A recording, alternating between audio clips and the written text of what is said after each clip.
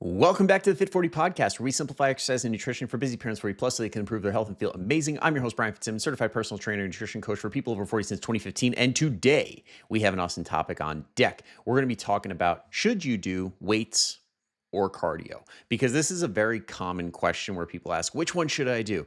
They both have awesome benefits, and we definitely don't want to leave either one out. So we're going to talk about both, and that way you can make the decision for yourself on what to do going forward. Now, before we jump into it, make sure if you haven't already, hit that follow or subscribe button wherever you're watching or listening, so that way you don't miss another episode going forward. Because every Monday and Thursday, I'm going to be dropping episodes. It's going to contain a lot of helpful information for you on your fitness and health journey going forward. So go ahead and click it. Don't miss out. Now, let's jump in. So weights or cardio, which one?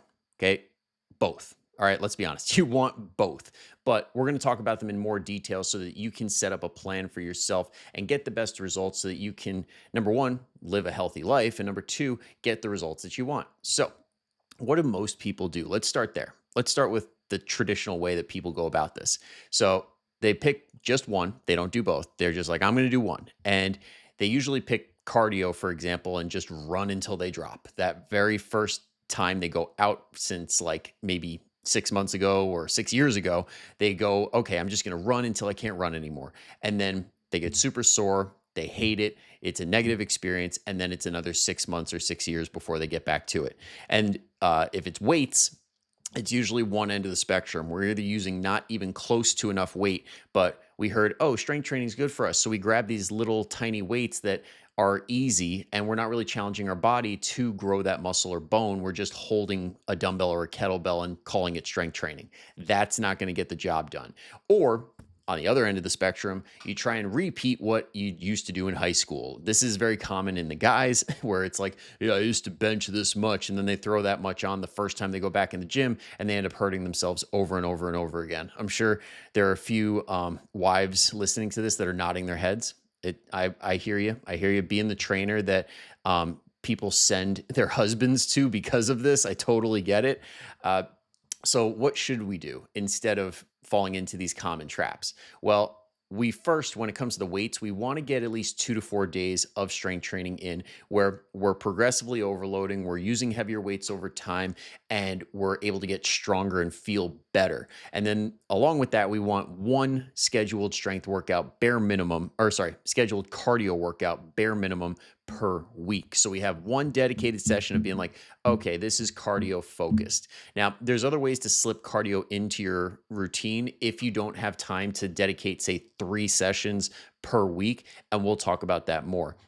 And for the remainder of this episode, we're going to go all in on the cardio aspect. If you want to know exactly how to build more muscle, that's Thursday's episode that's going to be coming out this week. So definitely check that one out. We're going to talk about how to build muscle, how to get stronger, denser bones, and all that good stuff. So before we do that, let's talk cardio, because honestly, this is a great way for a lot of people to start to get conditioned enough to do strength training. So how should you do it? Well, let's say you are already doing strength training. We'll start there, because this is how I incorporate it with a lot of my clients, is that we have a dedicated 5 to 10 minutes at the end of the workout. Like, we do a full hour where it's about 10 minutes of a warm up, and then there's another 30 to 40 of strength training movements. And then at the very end, it's 5 to 10 minutes of a workout. And we do a couple of what I call CCs, core and cardio.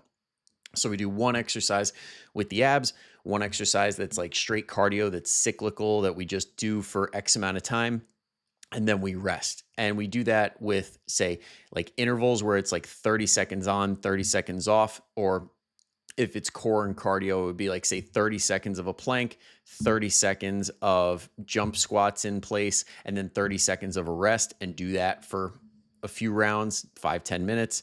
Or AMRAP, which is as many rounds as possible. So you pick a couple of things. You could stick with the CCs like we do, where it's something core, something cardio. And for this, it would be something that you could do for reps. So say like 10 sit-ups for the core, and then for the cardio, it would be, say, like 10 jumps or 10 kettlebell swings.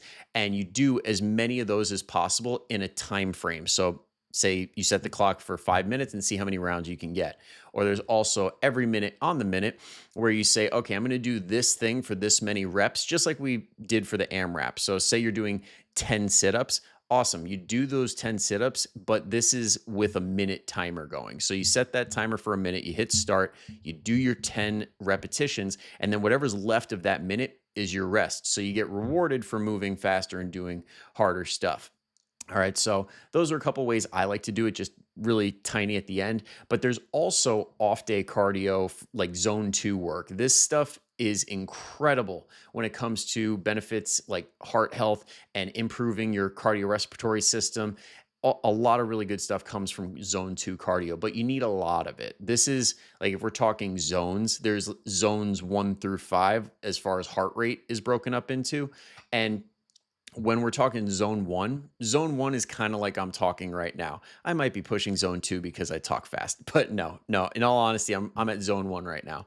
Zone two would be like if I started moving and doing some sort of speed walking where I'm still putting in effort to move faster than I normally would, but I can still maintain this conversational pace. And then zone three would be where I have to stop and go, as I was saying, and then 4 and 5 are harder and harder after that point as well. So you kind of pick that spot where you are just about to have to take a breath, or if you were to breathe only through your nose during this time, which is a great way to do zone two if you're not dealing with a deviated septum or crazy allergies. Go at that pace that you can go at where you can breathe nose only without having to open up your mouth to help. That's a really good way to go about zone two. And we want to get like, say, 30 to 60 minutes. So if you were to do your, say, one cardio session, that dedicated one, do it for 30 to 60 minutes of zone two. And that could be just like speed walking, like I mentioned. It could be your weighted vest walk. It could be some easy cardio at the gym, like whatever equipment you want to do, like a bike, a rower, a ski erg, what else they got there, elliptical, stuff like that, where it's something you could do for a very extended period of time. Or what you could do too is just get a heart rate tracker where you know, hey, you're in zone two, and you could do what's called continuous zone two training. This is incredible for the ADHD crowd, myself included, all right? Because what it is basically you do whatever the hell you want as long as you maintain that heart rate zone. Because the key is to keep it in that zone for that full 30 to 60 minutes. So you can do some kettlebell swings. You could go on the treadmill. You could do a bunch of different stuff. You could do mobility work, like doing world's greatest stretch or cobra pose or downward dog. As long as your strap tells you, hey, you're in zone two for that entire time, have at it. That's a really fun way to break up the monotony of it all. Just disclaimer, don't be that person at the gym that takes up a million things and makes it inconvenient for everyone else. So if I was in a gym setting, I would break it up into like 5 or 10 minutes where it's like, okay, I'm going to do 5 to 10 minutes on the treadmill. Then I'll do 5 to 10 minutes of the ski erg. Then I'll knock out a few world's greatest stretches on the side, off to the side, not getting in anybody's way, not doing this in a walking path, and do it in a way that you can still reap all the benefits without being that person in the gym. It helps to have a game plan going in to do this, by the way. Don't just like look around and fall into that trap that most people do when they first walk into the gym where they're like, I don't have a plan. I'm just here. I'm going to figure it out. That's going to bring your heart rate down to the point where you're probably going to be out of zone two and back into zone one. So make sure you know what you're doing and what that next thing is. And then along with that, we could also do fun methods of cardio. It doesn't necessarily have to be this standardized, like I have to do this piece of equipment. It could be fun stuff. It could be stuff like doing an hour of pickleball or hiking or swimming, stuff that you really enjoy. That's totally fine as well. And if you're hiking, for example, you could have that heart rate strap on and be like, hey, I'm going to try and keep it to zone two. I'm going to take in the sights, but I want to make sure that my heart rate's where I want it to be. So you could double up in that way. And then there's also extra stuff if you really want to get into the hardcore style stuff and really get all the benefits of challenging different energy systems, you can do things like, say, high intensity continuous training. What that is you do like 1 to 5 reps and then you rest 15 to 20 seconds. And the goal is to really not lose the intensity, like don't slow down with those 1 to 5 reps, like not lose the power, and do as many rounds as you can handle without that happening. So things like swings, jumps, sprints, sled sprints, things like that, where you can do it for like 1 to 5 reps, or like say for the sled, it would be like 5 seconds, I would say would be about 5 reps. And just do that as hard as fast as you can, and then rest 15 to 20 seconds. The key is to regain your stamina and then go again as fast and as hard as you can over and over and over again without losing power. This is really good for athletes, like especially like football players or any of those sports that stop and go. This is really, really good. But if you're a former athlete and you want a little taste of that, could also be really good just to bring it back into this style that you're familiar with. Or if you just need to break it up and do something different and want to experience it, have at it. Next is tempo intervals, kind of similar how I mentioned the intervals with the 30-30s before. But if you want to get more specific with it, going for about 70 to 75% of top speed for 8 to 10 seconds with 1 minute rest. Is how you would do this. And then again, the goal is to add sets, to add rounds every single week so that you're building up your capacity over time. And you could do this with things like sprints, sled pushes, bike, ski erg, rower erg. And the way that you figure out that 70 to 75%, because that's the first question, is like, how do I even know if it's 70 or 75%? Basically, that first round that you do is as hard and as fast as you can. And then you figure out for 8 to 10 seconds, like what's my output or what's my distance. And the goal is to get 70 to 75% of that in that following round. So like, let's say you went, I don't know, for 10 seconds, you sprinted and you got to 100 yards. You would go 75 yards and try and make that last 8 to 10 seconds. Or if you're on the bike, for example, let's say it measures your output, like your wattage, and you got, say, 10 watts. Try and go for 7 to 8 watts next time in that 8 to 10 second range. That way, you know, okay, I'm pushing at about 70 to 75%. And yeah, then you rest for that minute so you're nice and fresh, and then you do it all over again. This one is much kinder. It's like very much like a way to rev up. It's a really good starting point for when people are getting back into their fitness, because it's not pedal to the metal. It's a nice little introduction. And it's really good for athletes too when they're just starting their off-season training and things like that. Next is high resistance intervals. So this is where you use a heavy load to slow you down. So in those tempo intervals, we're actively trying to slow ourselves down. But with the high resistance intervals, we're adding weight to slow ourselves down, even though we're pushing 100% as hard as we can. Now, same concept. What you want to do is do that first set to figure out what your max is. So these are going to be 5 to 10 seconds with a long break, 60 seconds, or maybe even more.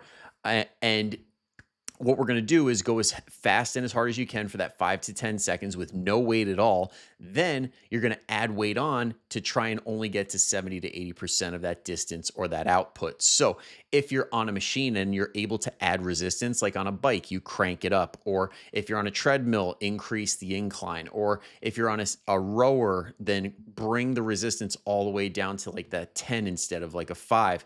And the goal is to do it in a way where you're still pushing as hard as you can, but you only reach that 70 to 80% mark of what you did without the weight or without that added resistance. And you could do this for a few minutes of a few rounds. And like I said, you could do a bike, you could do incline sprinting, sled pushing, like you could just throw a plate onto the sled and see if it results in 70 to 80%. There's plenty of ways to do it, but that's a fun one. If you really do like gunning it, like pedal to the metal, that's a really good one. And then last but not least is the explosive repeats. These are great for muscular endurance, which is another one of those added benefits that come with different types of cardio and challenging different types of energy systems. This is great for those sports that need repetitive, explosive power, kind of like I mentioned with football, fighting, other things like that. But it could just be a way for you to break things up. And what we want to do here is find a cyclical explosive movement, something like a med ball throw or continuous jumping or weighted jumps, where it's like you're just going, going, going. It's not stopping and starting. It's just go. And we're like, say, doing medicine ball throws where we're going not 100%, but like 80, 90%, where we're keeping that flow, keeping that consistent rhythm. Or the jumps, you're not stopping, resetting, and jumping. You're just jump, jump, jump, jump, whether you're using weight or not using weight. And for that, you do like say 4 to 6 sets. And we want to go to technical failure and rest anywhere from like 30 to 90 seconds. The key here is the form. You want to go to the point where form starts to break. And when it does, then you stop, because it's all about keeping good form and good power during that time frame. So basically set the timer for, or you don't even have to set a timer. What you could do is just go until technical failure and then start the rest timer. So let's say you're doing medicine ball throws. You're starting off good. You're doing really well with bending the knees, keeping the chest up and like slamming it down. And after about say 20, 30 seconds, you have to go a little bit slower, or you are really starting to bend over a lot rather than bending your knees. Cut it right there. Set that timer for like say 90 seconds and then see how long that took you, and try and stay within like say 5 seconds ish of that time every set that you go forward. And the goal would be to increase the amount of time over the weeks of how long you can maintain that proper form while still working hard. And that's another way that we can challenge a different area of cardio. So out of all of those, I wouldn't do every single one. I would just pick certain ones that you would find enjoyable and that would satisfy the requirement of cardio. And then if you're wondering like, what do I need? I don't even know exactly how much cardio I need. I personally love trackers for this because you can get an idea of how much of each zone you need. So whether it's zone 1, 2, 3, 4, or 5, and spread it out throughout the week based on your specific numbers. Technology is awesome for that. And my favorite piece of tech is Morpheus, because you pay $97 and then you have the app and the technology forever. It's a one-time deal instead of certain other ones. I think Garmin or Polar or all these other ones kind of keep you on that continuous subscription model, which ends up costing hundreds, maybe thousands over the years. I just like the one and done Morpheus, and it's Joel Jameson's the guy behind it. He literally wrote the book on conditioning. So it's like, okay, cool. You get the top guy and the best software. Let's just go with that. And it's super simple. By the way, quick disclaimer, I don't make any money off of this. I'm hyping it up because I love it. I just genuinely like it. And it makes it simple because it has like these bars, kind of like your Apple Watch, where you fill in the circle. You just fill up the bars for the week and you're good to go. And it adjusts based on your HRV and all this stuff. So it can be super helpful. You just say, hey, what do I have to do to fill up these bars? And if there's a little bit left of your red, which is like your really super high intensity stuff for the week, then do explosive repeats or do the high resistance intervals. But like, let's say there's green, which is like the middle one, and there's a little bit more of that, then we can't do that high intensity stuff because that's going to push us into the red. We need to be in the green zone, which is that middle ground, which is like maybe just above zone 2. So kind of like medium. Then you do the tempo intervals, that like where you do 70 to 75% of your speed, max speed for 8 to 10 seconds and you rest a minute. That'll get you there. Or let's say you have the blue, which is the zone 2 style stuff where we're working, but we're not working that hard. And you have to get that. Then do your zone 2 work where you're doing your long walks with the weighted vest, or you're doing the continuous zone 2 where you're doing a little bit of everything, just making sure that your heart rate is in that zone. Then you could do it that way as well. It just comes down to knowing exactly what you need and what's best for your body and what it's responding with based on your recovery. Like, based, because it'll ask you about your sleep, your soreness, and things like this that play a big role that you get from coaching. Like, I ask everybody the second they walk in the door, how we feeling? Okay, that stuff matters. It's not just push through no matter what you're dealing with. That's not health. That's not fitness. That's just like pushing yourself to do things that your body is not ready for. All right. So, that all being said, if you want your body to feel better, I definitely, before you move on to the next podcast episode, I would definitely pick up your Core 4 bundle by clicking the link down below. It's going to give you the Core 4 mobility and metabolism training, where it's got the mobility follow along routine, which is great if you are in a place right now where you're really stiff, really sore, or you're just trying to get back into it with a little bit of an easier path. Okay, this is a really good starting point with the mobility stuff. And then it's got 15 follow along workouts that are going to help not only get you stronger, but also improve your conditioning, like we talked about here. And it's got nutrition stuff in there too, like the PFC cheat sheet.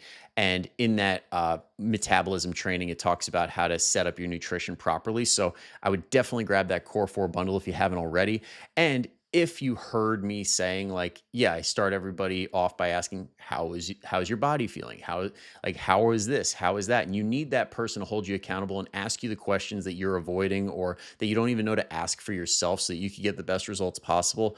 That's what coaching is for. Now, I do in person and online. So if you are near Greenville, North Carolina, and you want to try out a session, go ahead and click that link down below. And if you're online and you're not in the area, I also do online coaching. So give it a click. It's the same link, the coaching consultation. Basically, you just set up a day and time for us to have a quick chat and see what the right level or the right service is for you so you can get the best results possible. So I'm here for you in whatever capacity I need to be. All right. But that's it for today. Thank you so much for tuning in. I will see you next time. But until then, go kick some ass. Bye-bye.